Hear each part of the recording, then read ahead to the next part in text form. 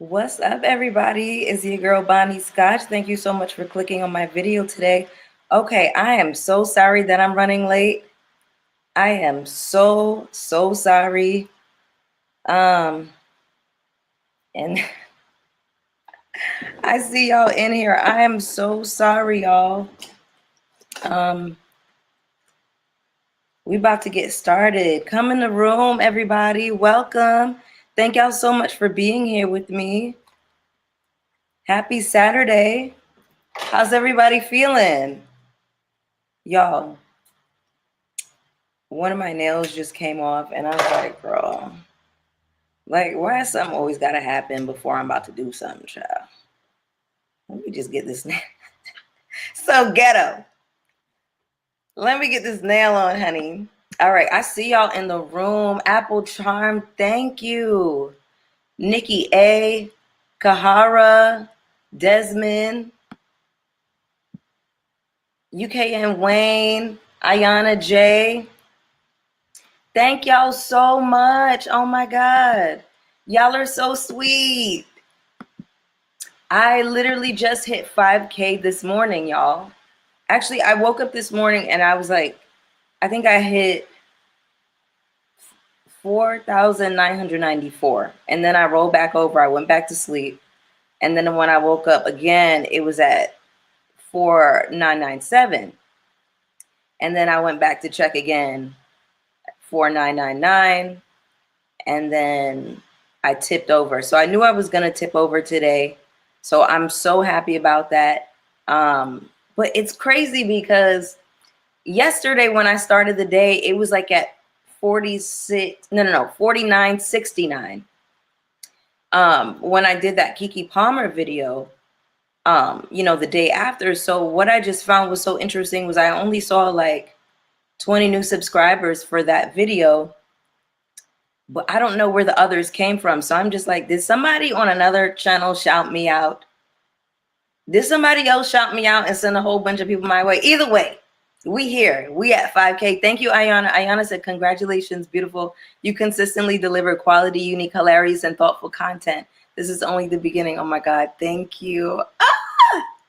Thank you so much. I just washed my hair too.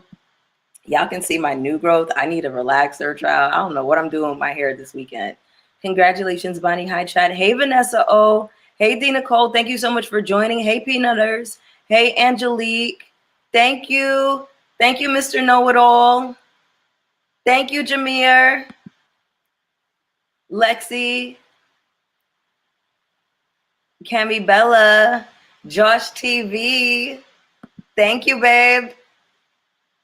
Taisha, thank you. The price went up. Yes. Hey, Stowe. Thank you so much for joining. I really appreciate y'all. I appreciate the love so much. I'm a little bit gagged sometimes at the love because, it kind of exceeds my expectations. And then something that I'm realizing too, I have all of these content creators that I love and watch. And, I have been watching them for some years now. And so sometimes you guys are like, oh, I'm watching you with dinner.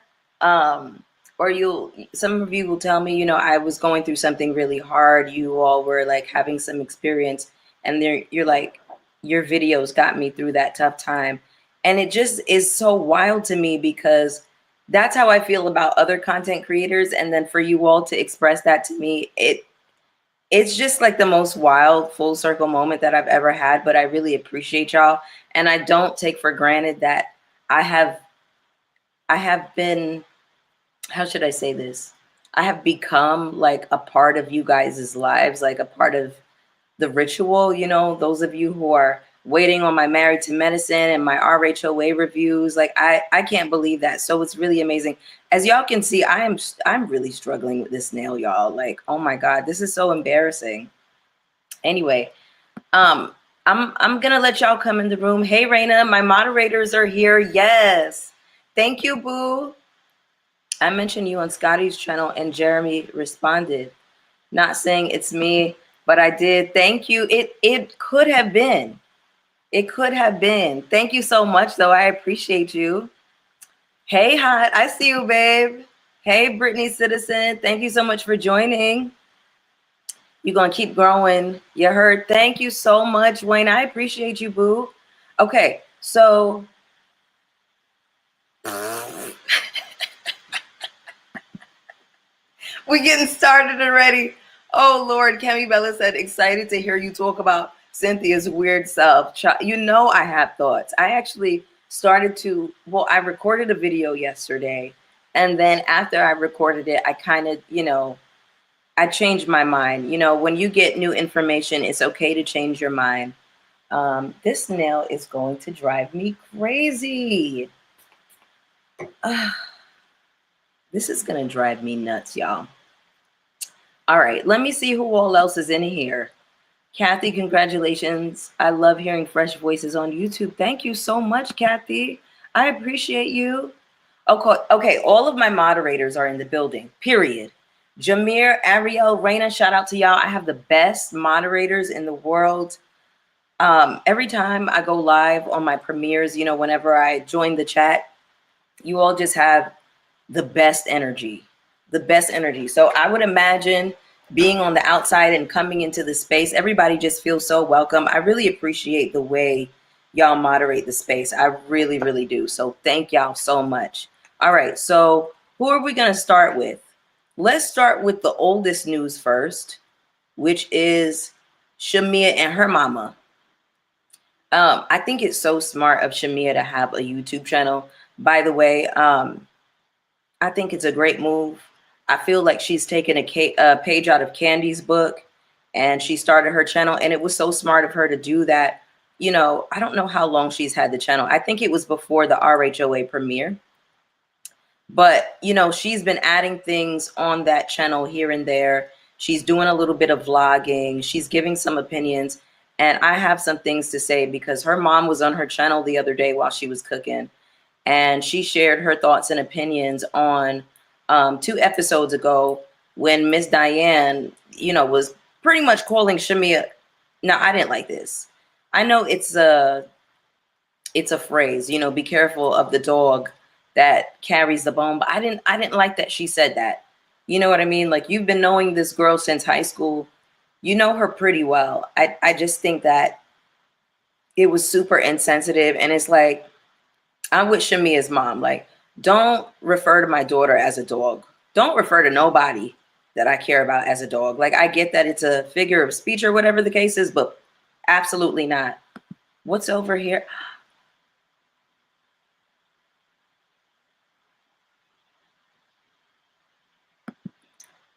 Thank you so much, Mrs. Ginger Jordan. Come on, $50. What is this? Super chat?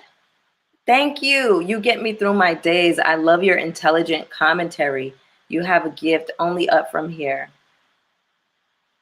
Thank you so much. Thank you so much for saying that. And thank you for sharing your abundance with me, Mrs. Ginger Jordan. That really means a lot. Thank y'all so much. Like, that's how you start a live, honey.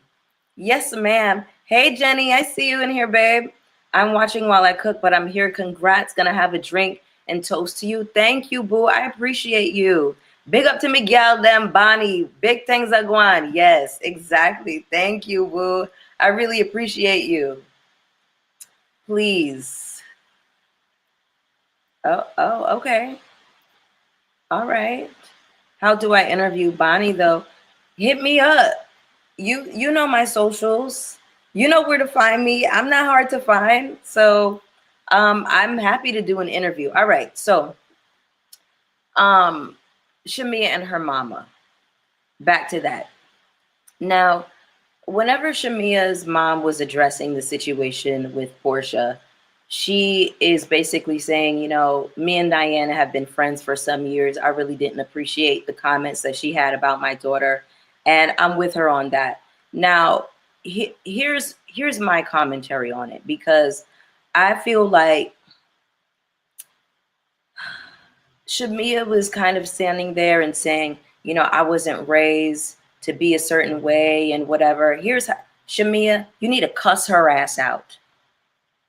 It is time to cuss Portia's ass out, Shamea. I'm sick of taking the high road. I'm tired of the Michelle Obama act. I'm tired of the pulled up classy shit. No, it's time for thuggery and gutter snipery. We have seen Portia sit up there and entertain a lie that Phaedra was telling. Then she ran back to her mom, acting like, oh, Shamea was sitting up there talking about me with these girls. And then Portia's, Miss Diane is talking about, oh, well, why would she be discussing you? Now, mind you, if she didn't discuss what happened with Portia, she would be a bad friend, because it'd be like, oh, why didn't you tell me? So it's damned if you do, damned if you don't. It's time to cuss Portia's ass out. Now, let the classy shit go, please. And the thing is, too, it's making you look crazy, because it's like, you have been loyal to this girl to a fault, but where does it end? Where's your line? Where's your boundaries? Like, I don't want to hear like all of this like Christian turn the other cheek shit. I'm not here for that. It's time to get gutter with Portia. Portia can only understand gutter snipery, because that's how she moves. That's how she rolls. Sometimes you got to speak to people in a language that they understand. It's not about this classy pulled up shit. Hello? Oh, I got a new member, honey. Yes.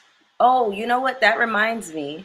Let me drop the membership in the chat, honey. I came prepared today.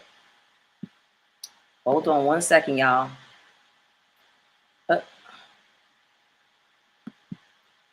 One second, y'all. Oh, come on. Don't do this. Be nice. Copy. Okay, here we go. I'm about to drop the membership. The membership link. There it is. Okay. Thank you so much for joining. So for $5 a month, for a cup of coffee every month, you can help support the channel, help me with the maintenance, help me pay some of the bills, the Canva account, I quit StreamYard, but I'm going to reinstate that again. And then, the overall bad bitch maintenance that I need to keep up for the channel. So thank y'all so much. Hot says, right, Portia don't care about her feelings, so why should Shamea be nice? This is my thing. I don't understand why we're still being nice. Like, you are seeing the way Portia is conducting herself in real time. That's crazy. Now, the way Portia was acting whenever Shamea was sharing her single, y'all, I was so disgusted. I was so disgusted. That's supposed to be your best friend? And this is how you're treating this girl. Like, as a creative, as somebody who I dip my hands into all different kinds of things, I'm a licensed cosmetologist. I graduated with honors. I'm a musician. I sing, I rap, I write songs, I crochet. You all know that I'm a designer. I have all of these different things that I do. And if you only knew how nerve-wracking it is sometimes to share something new that you are working on creatively. I was nervous the other day sharing my pop culture content, because that's new for me. Like, I'm used to just doing shows and, show-related coverage, but to jump into the pop culture world, I was a little bit nervous jumping. And even though, like, I already do talking head commentary, I was still a little bit nervous jumping out there with that. I'm like, well, what if nobody's gonna, give me the clicks? What, and I'm sure like a lot of it depends on, for right now, the topics at hand, and a lot of it, the YouTube search and the YouTube algorithm, like it really depends on what people are searching. So that's how YouTube is pushing out your content. So it's not always that you're gonna get those direct clicks from your people, from your subscribers. So just imagine how hard it is to share something new that you are working on, something very precious to you. And you have somebody who's supposed to be your friend, your best friend, sitting up there with her face twisted up and screwed up, talking about, oh, that's not you. Is that true? Face twisted up the whole time. Everybody's like, you know, bopping, catching a vibe, like they're really liking it. And yo, her face looked crazy. And can I just tell y'all, that right there is what let me know, oh, she is that girl's number one hater. She is evil eyeing that girl so openly. She couldn't even pretend to be happy for her friend. I have like a personal red flag. I feel like whenever you express something that you are excited about, or you're expressing joy with a person and they cannot receive that, they cannot be joyful with you in the moment, that is your hater. It could be family, it could be friend, it could be whoever. If you are sharing your joy with somebody and they cannot let you have that, if they can't celebrate with you, that's not your friend. And get the fuck away from them ASAP. Get away from them fast. Evil eye is one of those things where it can create spots of delay in your life. That's something that I learned studying African traditional religions. Like it can cause like major inconveniences or minor inconveniences, either way. Now I watched Shamea's channel and she told a story about, I think it was the same video as where she had her mom on there, but she was telling this story about how she was at the airport and she was tipping through with her fur coat and she felt good, she looked good, and she fell down and busted her ass. I said, that's evil eye, babe. That's how that works. That's evil eye. Okay? You tripped on some energy that was thrown at you, and that's what that is. Hey, Irene. Ooh, I got 2 new members today. Oh, period. Come on, DMS. Thank you so much. I really appreciate y'all. All right, let me see what y'all are saying in here. Bonnie, I love you. Kia Simone is also my girl. There's a third one. Darn it, I forgot her name. She wears the head wraps with short hair. You are the bomb. Kia Simone sounds familiar. Is it that light-skinned lady? I think it's her. But thank you, babe. I appreciate you. Sabotage. She's friends with the op. Absolutely. Absolutely. I wish Candy was on the show to make Portia uncomfortable because she can't fathom Candy and Shamea really like each other, but also have more in common. Exactly. And I feel like Candy on the show, excuse me, would have added like some, I was going to say it would have added some nice balance to the show, but I feel like most of the girls are flocking to Shamea anyway. And I think that that is part of Portia's problem. So in real time, Portia and Britt Edie are clinking glasses. By the way, y'all, I have some Martinelli's sparkling rosé. This is one of my favorite non-alcoholic drinks. Y'all know I haven't had a drink since early February. So we really celebrating today. I might go out later and treat myself to dinner. I might go out. I'm thinking about it.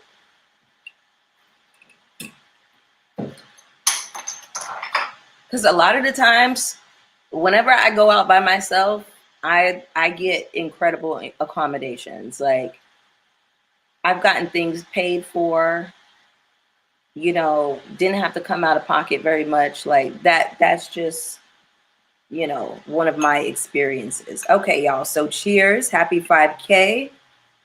Thank y'all so much for loving on me and celebrating me and pushing me up in the algorithm for the high engagement every week. Cheers. Thank y'all so much. Love Martinelli's. Me too. Baby, Martinelli's been doing their thing for a long time. When I tell you this is my shit, this is 100% juice from US grown fresh apples and cherry concentrate. Baby, when I tell you this thing is so good, and it's not too sweet, but it's just sweet enough. Yes, ma'am. Go and support Martinelli's, honey. Martinelli's, call me.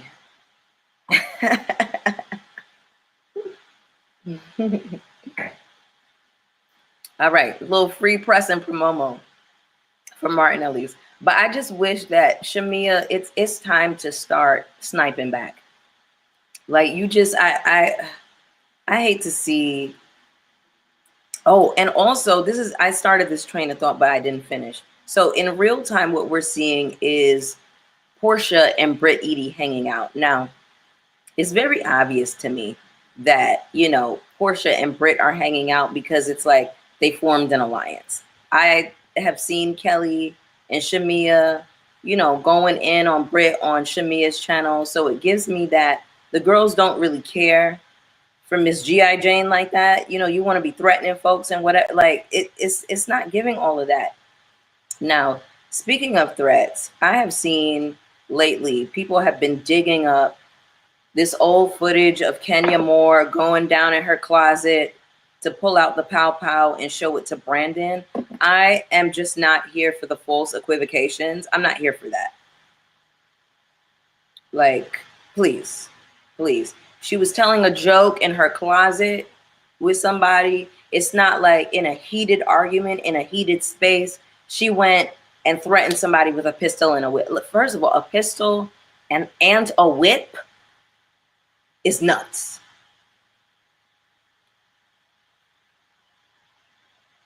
Isn't Britt allegedly Fallon's cousin? That's what the people keep saying. Thank you, Janice. You deserve it. You and your natural hair keep growing. Love Martinelli's too. Portia. She's my girl, but Lord child. Thank you so much, Janice. Hey, Akila. Thank you so much, boo. I appreciate you. Okay. You remind me of SZA. You're so beautiful. Thank you so much. I really don't see it, but I'm never mad at that comparison because we're not going to act like SZA's not gorgeous. I mean, she's stunning. So whenever people tell me that, I'm like, thank you. I be so gassed. Even though I don't think I look like her. I think it's just, like brown skin and big hair. But I really think she's so beautiful. So thank you. She's absolutely stunning, honey. In the words of Medea, treat yourself to denser. Yes. Yeah, I think I'm going to treat myself. Ooh, wee. Yes, honey. Thank you so much, Andrea. Cheers. You are amazing, and you remind me of SZA, just gorgeous. Britt was wrong. Thank you, Andrea. Another SZA comparison. Y'all are just coming through with the premium gas today. Thank you. Portia can't stand that Candy and Shamea are cool. Candy has open opportunities for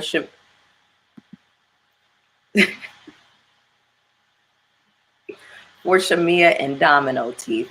Y'all are so silly.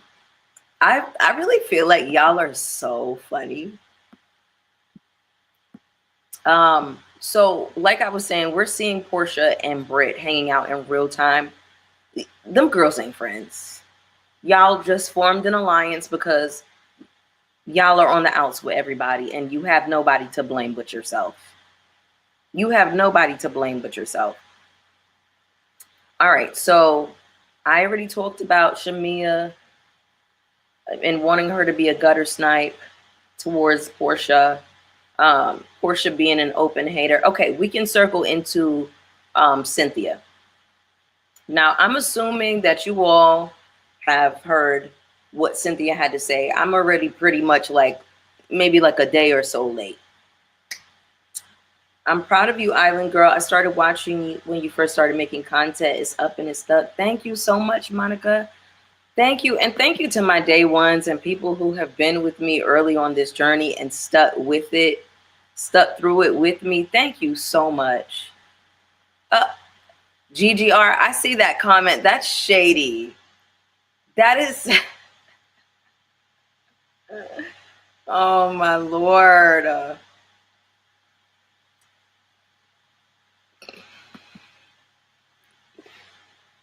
Sugar Shan said Portia could bite an apple through a picket fence with them things. Y'all are crazy. Y'all are insane. I love y'all so much. All right. Now, I'm assuming that most of you have already heard, Cynthia's interview that she did with Access Hollywood. If you haven't, I'm just going to, give a quick summary. I'm not going to play it. I'm not going to pull it up. I'm sure most of you have seen it. But the interviewer asked her, have you Not a Cash App. Come on, Cash App. Yes, thank you, Nita Boo. I appreciate. Oh, hold on, because somebody sent me a Cash App a couple nights ago, like at like 2:30 in the morning. Nita Boo, thank you, baby. I appreciate you. Oh, Apple Charm. Apple Charm sent me something. Thank you, Boo.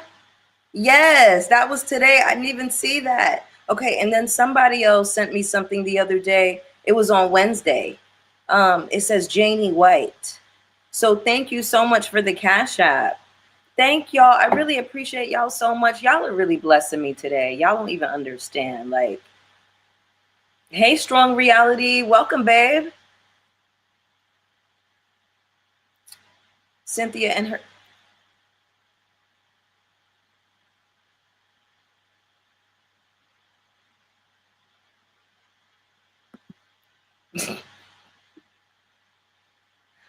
Y'all are so funny and shady to me. Like, low key, some of y'all need channels.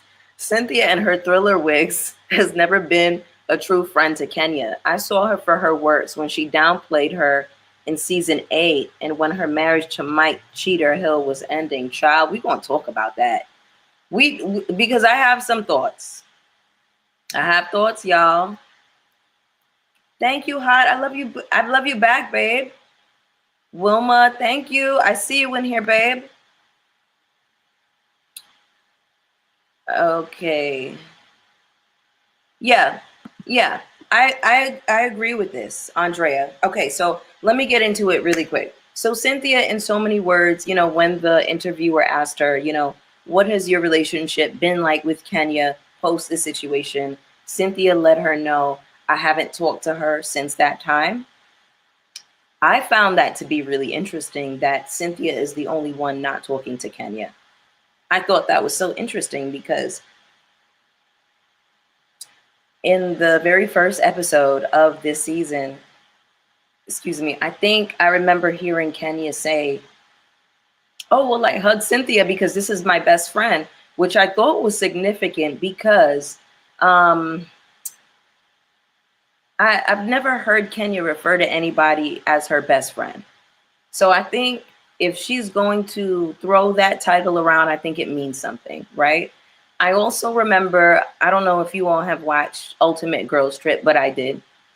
And I remember that their relationship was a little rocky at that time.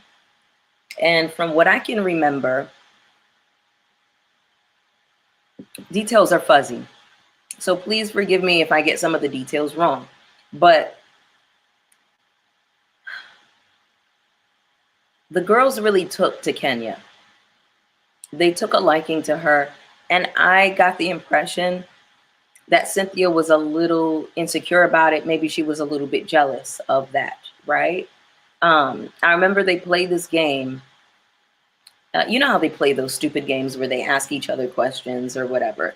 So Cynthia, I don't know why she did this, but she asked the ladies, who is the prettiest? Which I thought, whoa, why would you ask that? That's kind of crazy. Because here's my line of thought. You're going to sit up here and ask who's the prettiest, and you are a supermodel. And then you got Miss USA sitting across the table, a literal pageant queen, and you're going to sit up here and ask, a bunch of, I'm not going to say that they're not pretty women, but I'm saying that to say, I don't think of the rest of the women on the cast as like necessarily like, oh my God, they're drop dead gorgeous. Like, they're pretty women. They are pretty women. Who was on the cast? I think it was Melissa Gorga. Who else was on there? Teresa Giudice was on there. Who else? Was somebody from Miami there? What's her name? Alexia? Oh, thank you so much, Claudia. Yes, I appreciate you. Thank you so much for the super chat. Y'all are running it up today. Yes. Claudia says, congrats on 5K, Bonnie. I appreciate you, baby. Thank you so much. So yeah, it was just them, the beauty queens up against everybody else. And I just was like, why would you ask that? Now, the women, when Cynthia asked that, she they got a little bit offended. And they were like, Cynthia, I really don't want to go. I wouldn't say offended, but they were uncomfortable. And they were like, Cynthia, I really don't want to go down that road. I don't think it's like, it's kind of mean, because it's like, obviously, you know, you pick somebody, or you know, somebody doesn't get picked as the prettiest, of course they're gonna feel some type of way. So I thought it was Alexis and Marisol. Thank you so much, boo. Thank you, boo. Ramona and Luann. Okay, yes, thank you. Thank you so much. So whenever they didn't want to play her game, Cynthia got upset. And then Kenya agreed, and she's like, yeah, Cynthia, I don't know if that's a good idea. So Cynthia was upset about that. And then also the girls really took a liking to Kenya. Now, I'm sure over the years they have resolved this, but that is something that always stood out in my mind. I found it so weird. And I think my loose theory of this clashing of them, I think, and I could be wrong, but I think that Cynthia is so used to being the it girl in every room and every space that she goes into. She's a supermodel, right? But then Kenya comes around, and maybe there's a little bit more fanfare around her because Cynthia plays to the back. She's a lot more quiet. She's a lot more demure. Kenya is a little bit more outgoing, in my opinion. Thank you, Jennifer. I appreciate you. Thank you so much for the super chat. I appreciate you. Hold on one second, y'all. I'm about to, my security alarm is going off. Hold on one sec, y'all.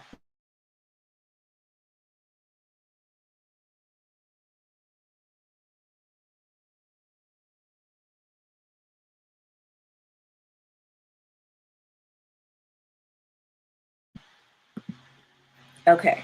Now, somebody is asking me, don't you think Kenya mistreats Cynthia? I don't think that Kenya mistreats Cynthia. The only thing that I've ever seen that was kind of questionable from Kenya towards Cynthia is whenever Cynthia was about to get proposed to and Kenya kind of blew up the spot. And Kenya was like, now, girl, why would you say that? That was the only thing that I could have missed something. Y'all get down in the chat.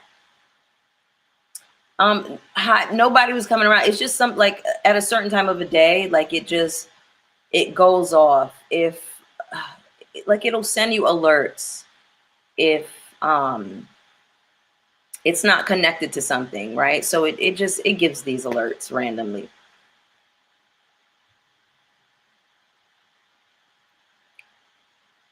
Yeah. Cami Bella, this was my interpretation of it. Cynthia thought that she was about to be that girl and have to get everyone acclimated to Kenya, but it really wasn't like that. Everyone immediately took to Kenya. There's 101 of y'all in the room. Shout out to y'all. Thank you so much for joining. Please hit the like button so YouTube can push this out in the algorithm, honey. Okay, so I was made privy to the tension between them during Ultimate Girls Trip, because before that I never really clocked that there was an issue. Kenya ruining Cynthia's engagement was weird and shady and made me side-eye her ever since. I agreed that I didn't like that when it happened. I was like, why? Because I'm like, are you trying to, like, it gave a little bit of sabotage. But anyway, let me get back to what the comments that Cynthia made on the Access Hollywood interview. So she's saying that she wishes that Kenya had called her before with her plan so that she could talk her out of it. She felt as though this was beneath Kenya, and she was really disappointed with her. and that she holds her friends to a certain standard. And I found that part in particular interesting because, you know, I find that women will give men 100 million chances, but with their friends, they kind of just, right? So I'm in my thought process, I'm like, is she looking for, and hey, who knows? I don't know what all happened in their friendship. Maybe this was the straw that broke the camel's back for Cynthia, which I understand. You know what I mean? Like, and then I looked up Cynthia's age. Cynthia's 58. Kenya is around the same age, like 57, 58, like around my mom's age. Like, I'm trying to imagine like somebody, my mom and her friend circle pulling this type of stunt. That's not cute. It's really, really not, y'all. And while I understand Kenya's need to retaliate and get revenge, because here's how I clocked it when I rewatched the episode again. Even though Kenya appeared to be unbothered, or she was trying to look unbothered, she looked unnerved to me. And she looked a little bit nervous. And thank God Portia was there to kind of drive her off because, you know, her car had not arrived yet. But I felt like Kenya should have went to the police. You should have went to the police. You should have went to HR. You should have been crying. You should have been talking about how you can't sleep at night. That, you know, PTSD, like you really should have tapped into your inner white woman for this one. Thank you so much, Akai Arnez, for the super chat. Y'all are running it up today. Thank you. Oh, okay, my bad. I'm aging that lady. So Kenya apparently turned 54 in January. Okay.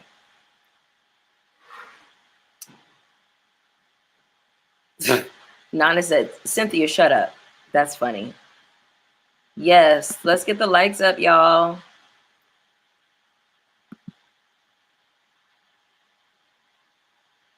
Thank you so much, Andrea. Did she? One time she told Cynthia to shut up in her own house. I was like, huh? That's out of order too.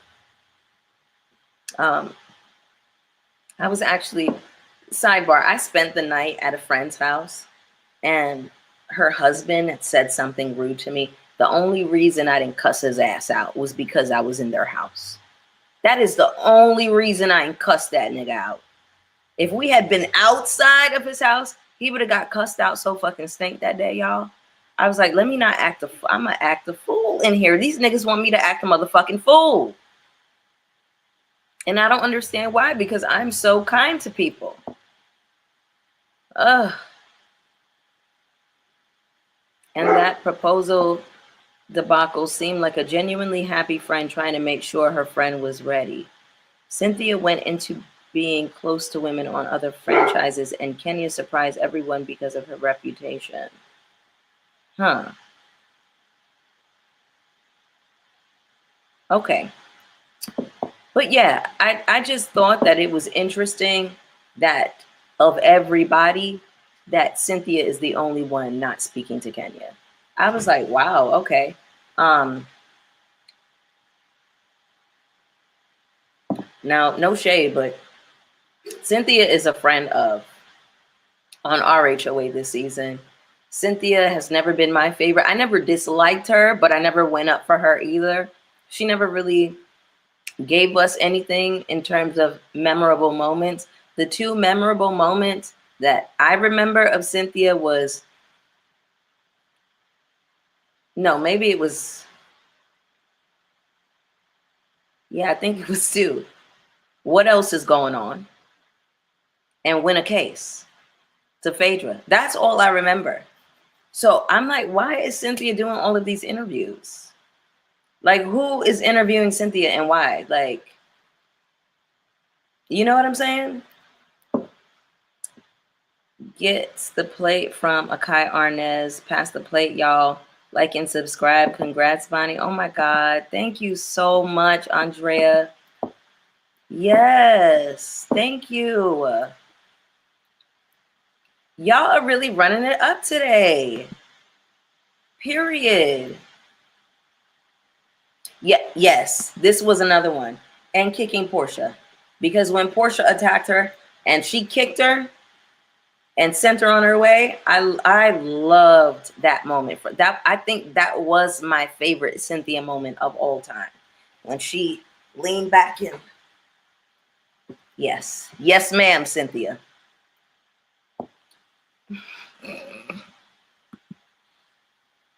Yes, no offense, but Cynthia is a non-motherfucking factor. She is. No shade. From the interview that I saw, Cynthia said that she did call Kenya, but she didn't answer. Did she call her before the, or was this after? Because the impression that I got, she's saying that I haven't spoken to her after that situation, and it was because, you know, I'm disappointed in her. I hold my friends to a standard. Now, no shade, Cynthia. I don't associate you and the word standards. Like the word standards and Cynthia just don't go together for me, because remember years ago, whenever Noelle told her mother to her face, she was like, why do you deal with a certain type of treatment from these men? Do you have low self-esteem? Does anybody remember that?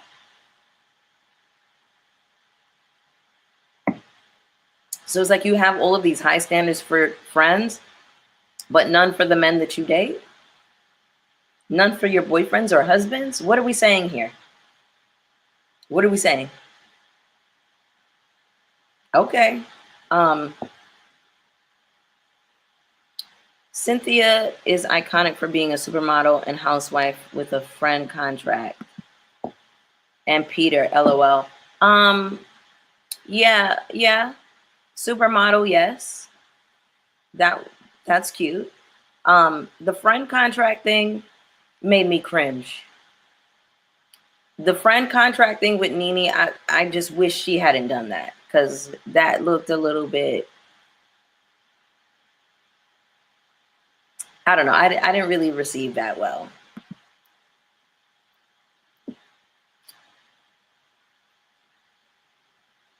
Oh my gosh. Y'all are really running it up today. Thank you so much, Dr. Jen. I appreciate you, boo. Thank you, Monica. Thank you, baby. Yes. Baby, y'all are making it rain with these super chats. Jenny said, supermodel, super, no shade. I did not know about Cynthia in her day, in her time. I never knew that Cynthia was a supermodel until she came to the show. And I'm a woman of a particular age. So I know who the girls were of that time. I didn't know who Cynthia was. No shade. Her daughter, excuse me, lives in more truth than Cynthia. So yeah, I'm just like, when did Cynthia develop all of these like, listen, I get it. Y'all are getting older now. And I don't agree with what Kenya did. And Kenya is my favorite. She's my girl. I understand that she wanted to take her power back in that moment from that girl. But I feel like she should have went to the cops and got a restraining order and made it so that Britt can't film on the show. Because how the fuck did Britt Edie even get past the motherfucking gate?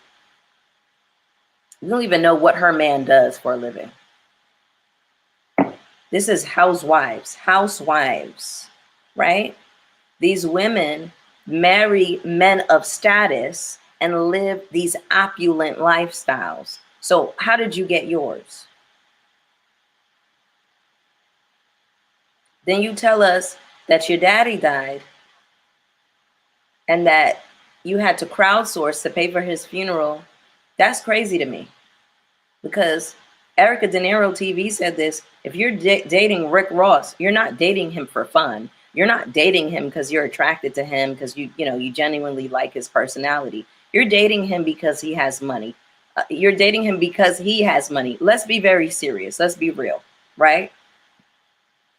The fact that you are bragging about being a video vixen in high school, being a model, being in men's magazines, dating ballers and athletes and rappers, and you have to crowdsource to pay for your dad's funeral It's giving bad pussy management. You should be able to sell a little bit of pussy and pay for your dad's funeral. No shit. Like, let's be real. Thank you, Jennifer. Dating Rick Ross is a business strategy, nothing more, nothing less. Exactly. So none of Britt's story really adds up. Like, there are so many holes in the story. There are too many holes in it for me. You know, she's very confusing to me because it's like last week we saw you acting like G.I. Jane, and then in the next week we see a preview of her crying and, you know, whatever. And it's like, where's the thuggery? Where is, I thought it was thug life.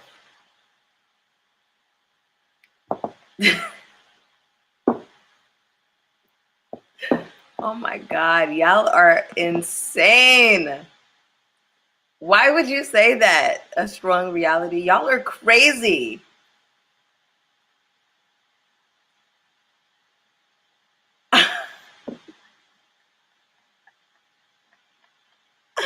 Y'all are so shady. Oh my God. Her cat giving little rascals cheese. What is wrong with you? So it won't even sell if you add that new Popeyes pickle menu. I really cannot take y'all. I can't take y'all. Exactly. Her sister wants to spend time with her only, but Britt interprets that as her sister being jealous that she has a man. This was a part of my issue too when I watched it, because I'm like, if your sister is, we got to touch some things with the sister really quick. Some other thoughts that I have. If your sister is crying out to you saying, I want our relationship back, I miss my sister, and you filter that in your mind as she's jealous of me because she doesn't have a relationship. She's jealous of me because she doesn't have a relationship. Now, hold on. Now, remember, she also told us that the sister was going down to the school fighting with her because she was having issues at school. It gives me that Brittany's people, her parents, her family, whatever, they gassed her up because she is light skinned and, you know, she's a pretty girl. You know, they gassed her up and convinced her that, oh, those girls are just jealous of you. She was probably fucking with the kids down at the school, and her sister had to fight for her, because why can't you fight?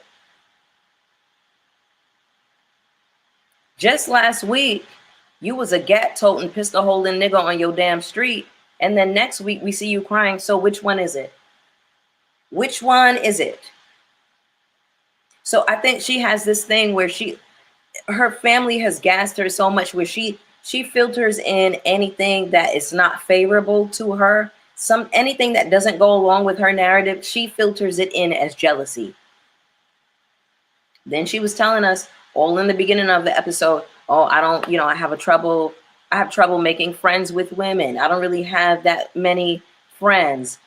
I'm not friends with females like that. Very male identified, very male centered. I'm not buying it. Erica De Niro TV also pointed something out. And I started to talk about this. I touched on this a little bit, because I'm like, what does your man do? What does this nigga do? Why, when I see him, is he always stuffing his face with food or drinking champagne? We're going to go upstairs to have a little dessert with a lemon twist. Yeah, there's lobster. There's scallops upstairs. Erica De Niro TV said, it gives that he's a pimp and he is watching over her and always keeping tabs on everywhere that she is. I said, oh shit. That kind of checks out.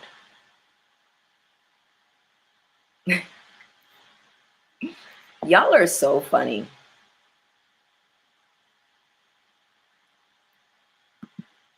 And I don't like how she told the sisters, let's get this money together, and then sold the company. Exactly.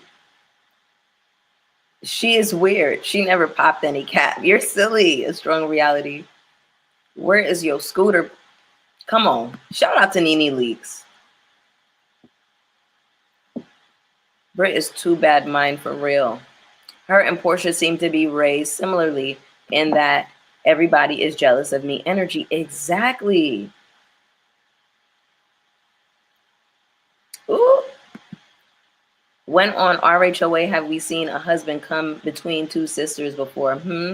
Exactly. I remember when was it Mallory and Peter was beefing, and I think they were hiding the marriage license because they didn't want Cynthia to get married to Peter Thomas.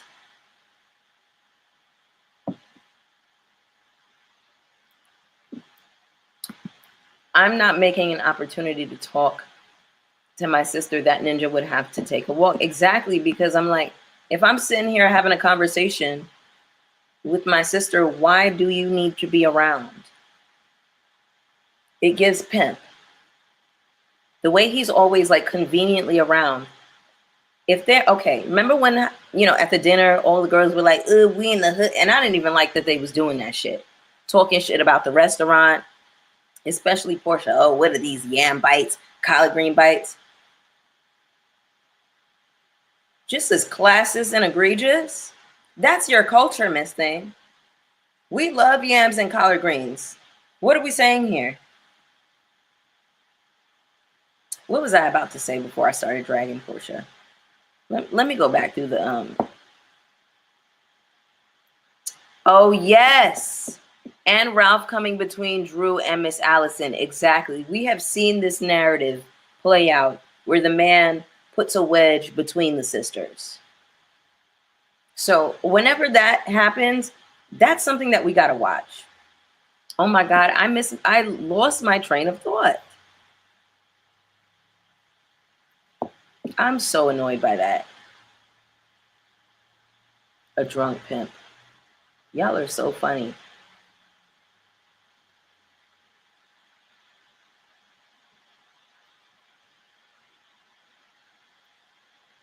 He is a weirdo. Portia is a gutter snipe and Shamea's biggest hater. Absolutely. Exactly. You know what it is, Jennifer. Shout out to girlfriends. Portia act like she's above soul food. She just got a Chanel bag and cannot spell Givenchy. Givenchy. Is that how you say it, Givenchy?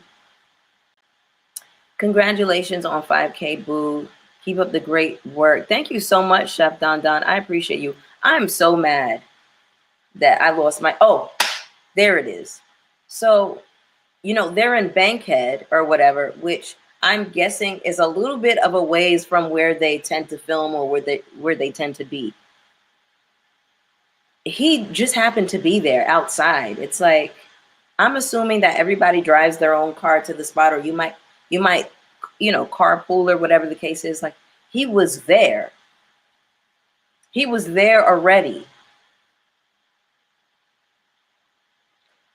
Did anybody else find that odd how he was just so like, what does he do? Does he just like follow her around and like sit in the car while she goes to events and then like,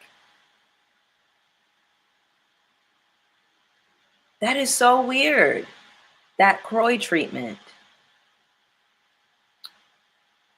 I've been saying they give former pimp / escort and people said I was crazy. You're not crazy. I would want to dine at that restaurant. That food looks so good, Veronica. Both times I watched that episode, that food coming out made me hungry. He's the Black Croy. But because didn't Croy used to be everywhere, like sitting outside, waiting for Kim to come outside and whatever else? He ain't got no job, Tommy head ass. Exactly. I love my collard greens and it ain't changing. LOL. Child. Okay. So yeah, I know we got a little bit roundabout with it. We got roundabout with it. But I thought it was interesting that Cynthia is the only person not talking to Kenya. Um, she said she's disappointed and that Kenya worked so hard for this moment and then it got overshadowed. I do agree with that. I feel like if we sat here and we watched Kenya cry and sob about, how much work and effort she put into this, how she was mad that Bravo didn't even show the construction of her putting her salon together. And then you have this moment of retaliation. I feel like when you retaliate and when you play this game of revenge, it should not blow back on you. You got to be smoother than that. I think you need to kind of be a chess player. You need to think about the move and the consequences of that move, and then 7 to 10 moves ahead. Because here's my thing. What was Kenya's thought process in that? Like, did you think you were going to show this woman's nudes and then turn around and then clink glasses with the girls and show them to the shampoo bowl? What was the thought process? Like, this could have been saved for a dinner with all of the girls. My best friend had this idea. She was like, if she really wanted to, keep going down that road, she could have, went to dinner with the girls and airdropped them some scandalous pictures. Now, I'm not into the slut shaming. I am, pro sex worker, like all of that. I love the girls. Go and do your thing, as long as it is consensual, do what you got to do. You know what I'm saying? But I really hate that Kenya did this. I can't defend my girl. I get the need for retaliation. I love revenge, but it has to be a well thought out plan and plot. You have to think about the consequence of what you're going to do, how it's going to be received. You got to think about the environment, the setting. Is this the environment for this? Your grand opening, your salon soft opening, girl, what? How are you going to make that moment that you worked so hard for about somebody else? I can't justify that, y'all. And I love Kenya more down, love her down, but I can't justify it. So, I said all that to say, I do think it was interesting that Cynthia is the only one not speaking to Kenya. But at the end of the day, if that was her final straw, then I can't even say that I blame her. You know what I mean? It was just the comment about, oh, I hold my friends to a certain standard. Girl, you don't even hold these niggas to a certain standard, but go off. Whatever, girl. But again, I can't be mad at Cynthia for that. You know what I'm saying? Let me see what y'all are saying down here.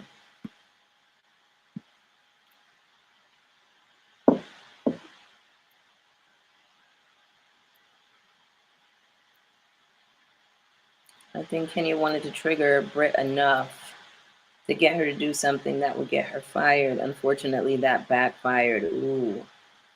Okay.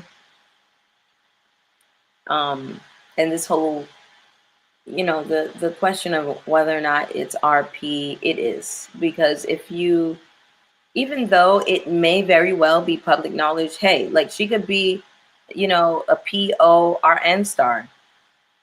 She could,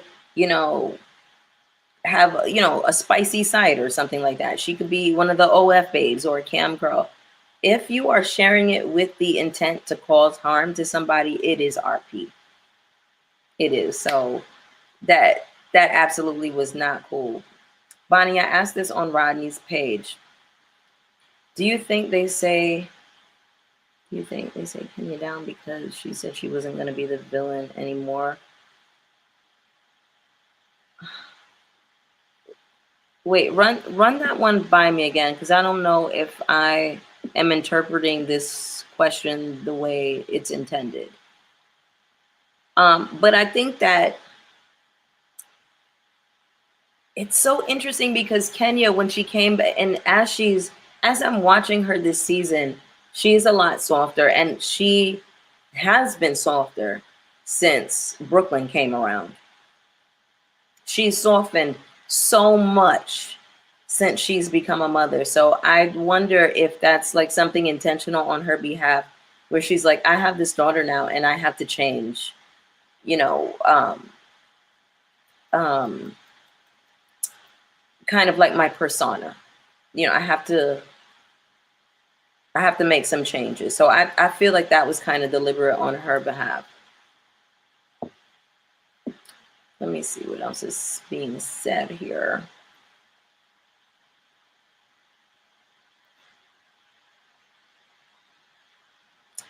Hey, thank you, boo. Thank you so much for joining.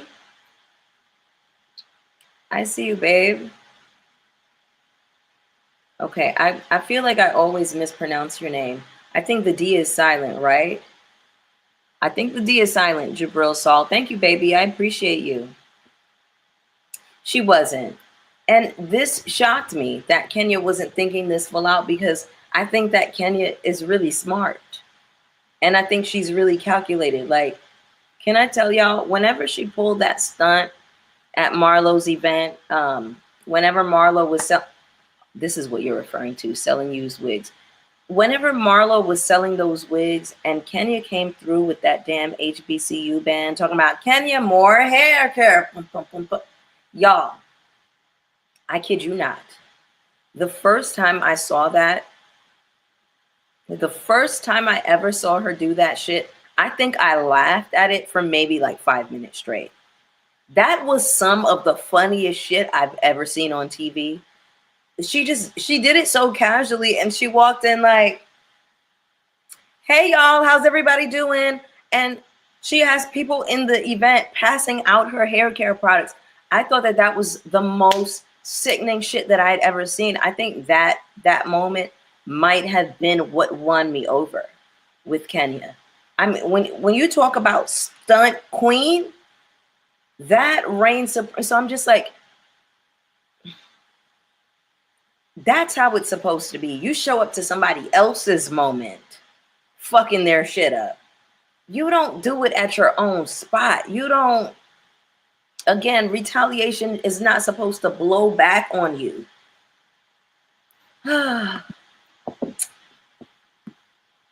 Sad. Hey, Ayasha Spencer, thank you so much for the super chat, babe. I appreciate you. Y'all are lighting me up today, honey. Hey, A. Smith, I see you, boo.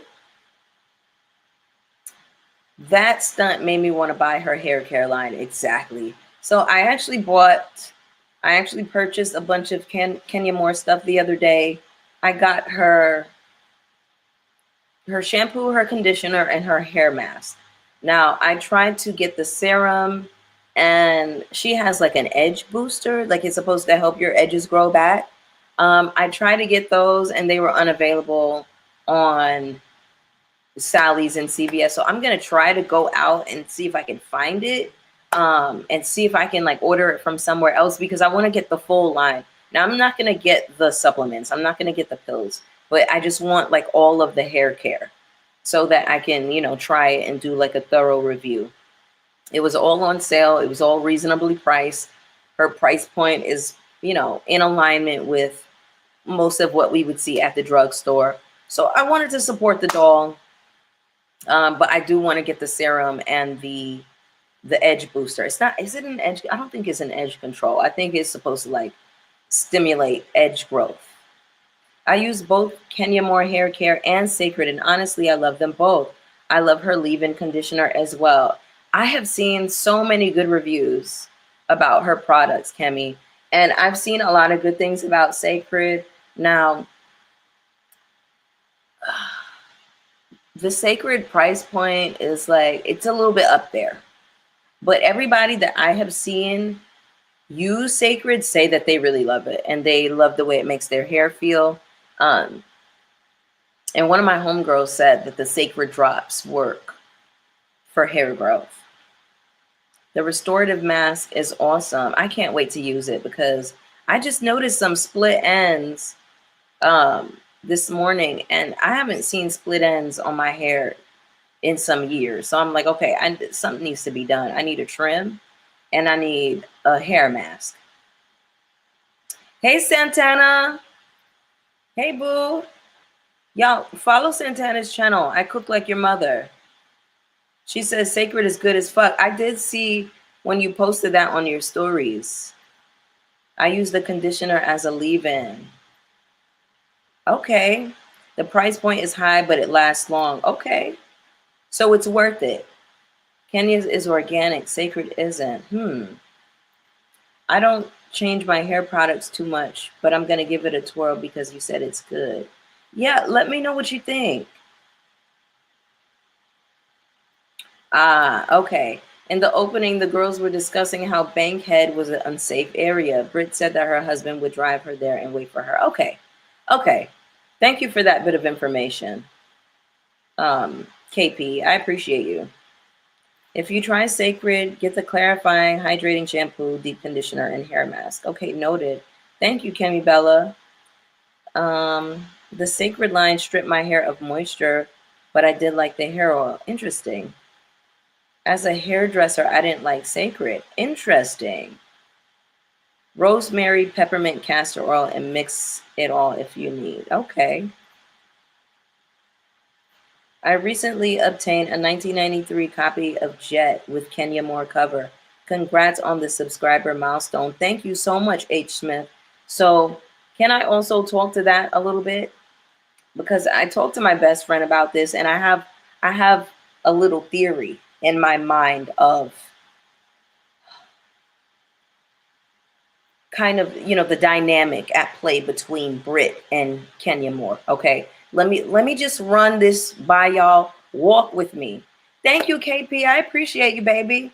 Walk with me, okay? Now, growing up, for context, I'm 37. I'll be 38 in July.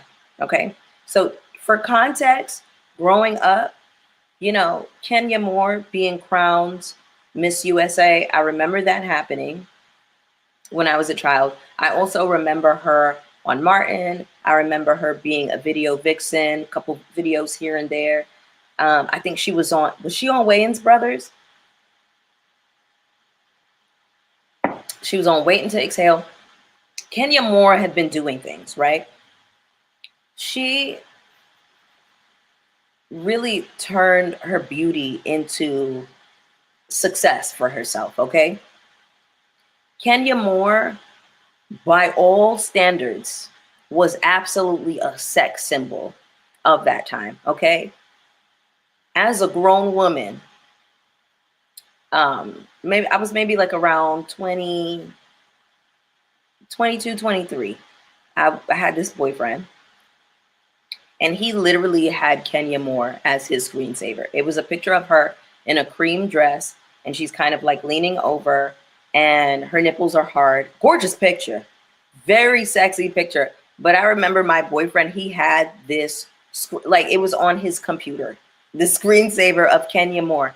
Kenya Moore was your uncle, your daddy, your boyfriend, everybody's favorite for a time. She was like the epitome of like brown skin woman beauty at that time. We're never going to play on Kenya Moore's name ever. She was everywhere. Exactly, Veronica. Yes. Yes, Adrian, thank you for reminding me of that. She was on In the House as well. She sure was. I am a July babe. Yes, I am. Shout out to us July babies, Dr. Jen. Yeah, exactly. Don't forget the Jay-Z video. Yes. So yes, Santana, I agree.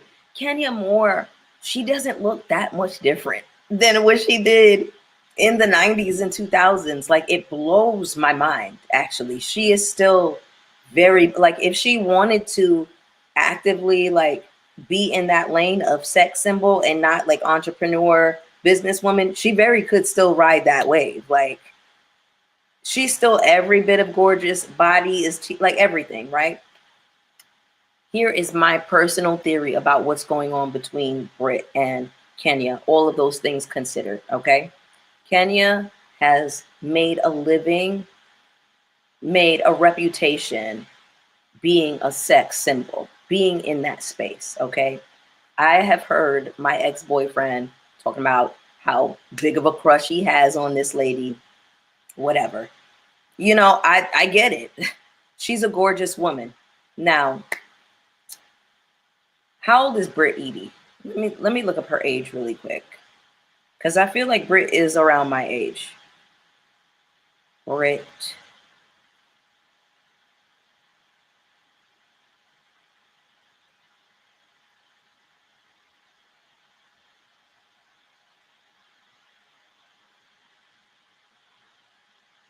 Mm, I'm not seeing it. Oh, okay. Height 5'7". Date of birth October 9th, 1987. Okay, she's my age then. She's what? That would put her at like 37. She'll be 38 in October. She said 36. Okay. Okay. 35 or so. Okay. So here's my thought. I'm thinking because Britt is a video vixen and she has tried to make a name for herself as a sex symbol. She's been in, you know, how many videos has she been? I know she's been in Soulja Boy, Kiss Me Through the Phone. Maybe you all know what other videos she has been in. Please jump in and let me know. Feel free. But Kenya has been able to make that work for her and parlay that into other business opportunities. Whereas Britt, you had to crowdsource to pay for your father's funeral. So you couldn't make good on your brand of currency, which is being sexy. Kenya has been able to. Now, there could be some admiration washed in with a little bit of jealousy. You know, sometimes I think people can really admire a person, but if they feel like that person has things that they don't have, or if that person has things that they deserve and they don't have it, I think it can turn into envy a bit. Yes, she is a Libra. She's a bootleg video vixen. Literally, none of us know her. That's the thing, Santana. I feel like, and I'll say this. I am a woman who a lot of my fashion and my look is inspired by what it's like these four cornerstones of, like, the time that I grew up. I grew up in a time of video vixens and beautiful R&B songstresses, rappers, and dancehall queens. Like, for me, though, that's pretty foundational for me in terms of like beauty and fashion. I feel like if you were a Black woman or, a Black girl growing up at that time and you're seeing that kind of imagery, it kind of like, you filter it in, you take it in a little bit, and it kind of inspires you. Well, it inspired me anyway. Okay, I grew up in the era of looking at these women, and it informs a lot of how I feel about myself, my fashion, how I approach style. You know what I'm saying? So I feel like she's growing up in that same era. She's seeing Kenya more. She has not been able to make good on her brand of currency, which is being a sex symbol. I typically can point like, oh, I remember her from this video, and I can remember what video you were in. I remember the girls. There is a thread on Twitter, I don't even think I have it saved, but there was a thread on Twitter highlighting all of these different video vixens. And I went through and I was like, yep, I remember that video. I remember her. I remember the light-skinned girls. I remember the Latina girls. I especially remember the brown-skinned girls because I feel like at a certain time it was more rare to see them. Right? So I don't have any memory of Britt Edie. I don't. We don't know her. Exactly. Y'all are being shady in here. Let me go through these comments really quick. Exactly, Santana. What a time to be alive. I think just to be, a young Black girl at that time, just to take in all of that beauty. I think that bears like a huge significance on our fashion and our style and, you know, what we think is beautiful. Like for me, it was always the R&B girls, the rappers, the video vixens, and the dance hall queens. And my eyes would light up. Like legit, I'm from Brooklyn. I grew up in Flatbush, Crown Heights. Legitimately, I'm like 9 or 10 years old. Dance Hall Queen is my favorite movie at this time. Now, is it very inappropriate for me to be watching that movie? Yes. But it was my shit. Let me see what y'all are saying in here, honey. Thank you, Callie Steve. I appreciate you, babe. Y'all are lighting it up. Y'all are making me feel so loved. Thank you so much for coming in the room and celebrating 5K with me and just shooting the shit on a Saturday. I really appreciate y'all so much. JC says, just got here. Congratulations on 5K. Sky's the limit. Thank you, baby. I appreciate you so much.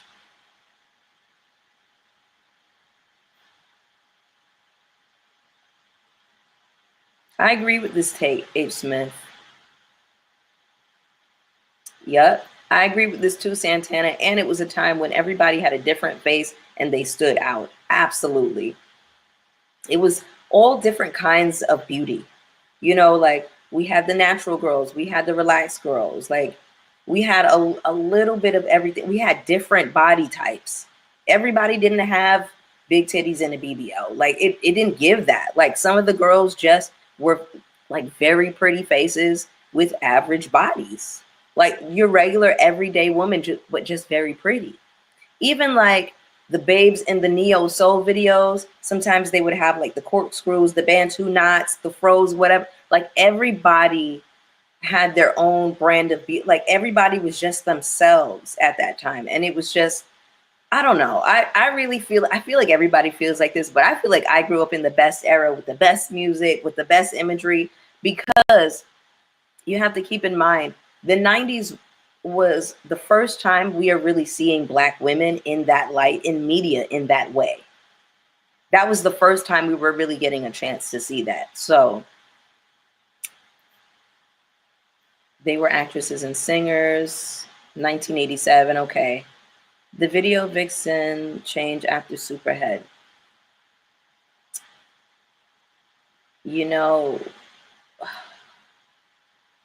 my era was Ashley Banks, Aaliyah, Brandy. The 90s girls were so freaking gorgeous.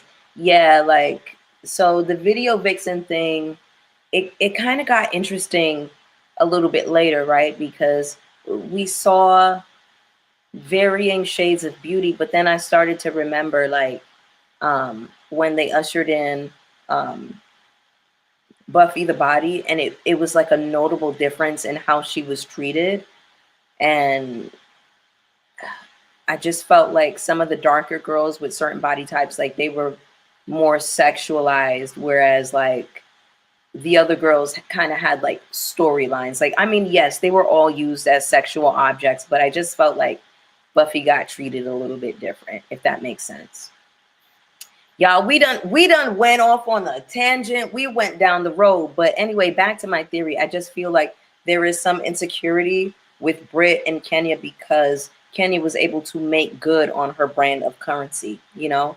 I do feel like I can see maybe she wanted to really befriend her, but I think she also had it in her mind, I need to go after her to create a moment. Because remember, she was like, you know, I had some preconceived notions about Kenya, whatever, whatever. It's like, girl, you went after her looking for some shit to go down.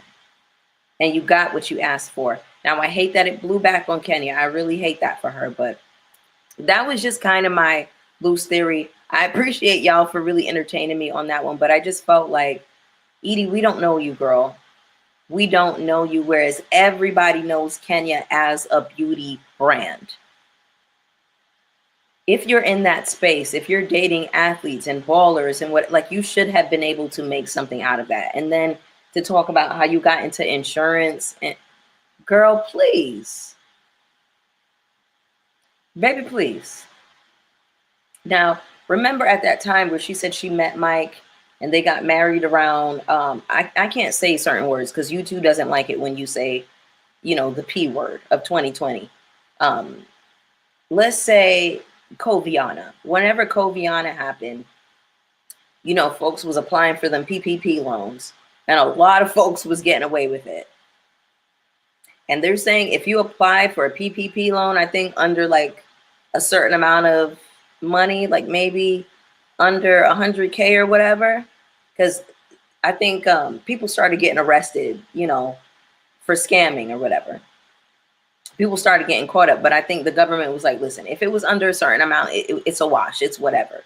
So that's what it gives me. It gives me a little bit of PPP loan tease.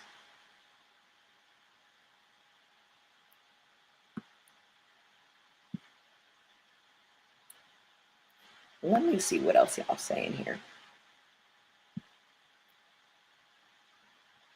People are still getting arrested for that, are they? Child.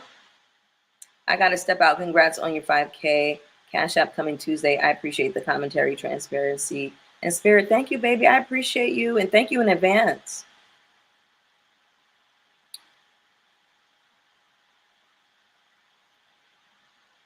Jen says, it's crazy because Buffy the Body is from my hometown of Athens, Georgia. My mom knows her people. We all know why she was treated that way. She was. Hello? Exoticals mess it up for everyone. Y'all are so funny. Hey, reality. Wait, how do you say that? Reality. Sorry. Oh, that's definitely true about the darker skinned girls. Yeah. The video vixens turn into IG baddies. Yep. Melissa Ford blames Superhead for doing videos for free. Child. Did she? Okay. Santana. Yes, ma'am. The soft brown MAC chestnut. I literally have on a mixture of chestnut right now with MAC caviar. And then I have, do I have it on me? I sure do. That MAC hodgepodge. Like, I'm always trying to recreate those looks from the 90s. Like, for me, like, that's my classic era of beauty. You know what I'm saying? So I'm right there with you, sis. We did grow up in the best era. Dancehall Queen was the shit. Yes. All of the girls were appreciated. Exactly. So yeah, I feel like we're all on the same page. Okay. Britt Edie has nothing to show for her efforts. You have nothing to show, Miss Thing. Chestnut is GOAT. Yes. Have a good one. I don't know where in the world you are, Santana, but have a good night and be safe, babe. Love you. All right. So again, I really just wish that Kenya took a different route with this. This could have been a whole different season and a whole different story. It just I'm so bummed by that. Like, also, how Britt got so hyped up whenever Kenya called her a peasant. If you had to be a video vixen in high school, maybe there was some issues with the money, because where were your parents? Like, I'm assuming that they knew that you were in men's magazines like maybe she had to take care of the family. Like, I don't know her story. Like, I need to know how it is that you were a video vixen in high school and you're bragging on that and you think it's cute and you wear it as a badge of honor and nobody told you that shit is not cute. Now, if you were hustling and doing what you had to do to take care of your family and, then that's a story. That's real story right there. That I need more context, but we don't have any context of this girl. So it just looks pressed and thirsty. It looks like admiration mixed up and twisted with envy. Production set her up. Now, this is another thing too. Kenya should not have invited that lady. I agree with that. So here's the thing, and Rodney the Voice said this. When you are going into a scene, you have to kind of set it up with the producers. The producers have to know what you are doing. This means that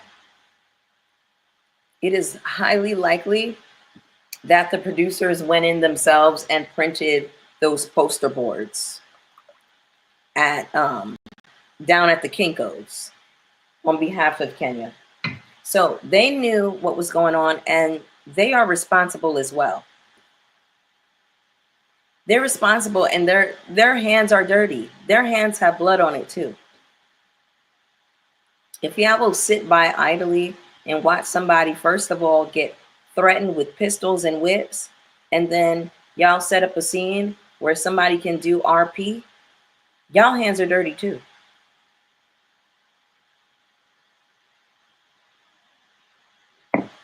Listen, JC. She got Kenya in her soft girl era and managed to drag the demon out of Kenya to set everything off. I'm telling you. Hey, boo, I almost broke my neck getting here. I'm late, but I made it. Congratulations on 5K. I'm so glad I found your channel. Thank you so much, Angie Royal. I appreciate you, baby. Thank you for joining. Okay, so I'm gonna transition a little bit. Okay, I'm gonna transition since I feel like we covered everything that I wanted to cover involving RHOA. Okay, we talked about Shamea and her mama. We talked about Cynthia and her standards, honey. They used her, but they also don't like Kenya, so they let her sabotage her opening. Remember, they didn't show her salon some seasons ago. Exactly. I knew that after Kenya's interview with Carlos King, that would come back to bite her because production was not having that any shows. Ooh, wee. This is a great point, Jameer. Because I remember when she had that interview with Carlos, I said, you're going to pay for that, Kenya. You are going to pay for that. Now, I want to talk about, now, I don't know if you all are familiar with it, just to transition a little bit into my last point. Happy 5K day. Thank y'all so much for joining. Don't forget to hit the like button, okay? Now, I want to transition into something completely different. I want to tell a little story time, y'all.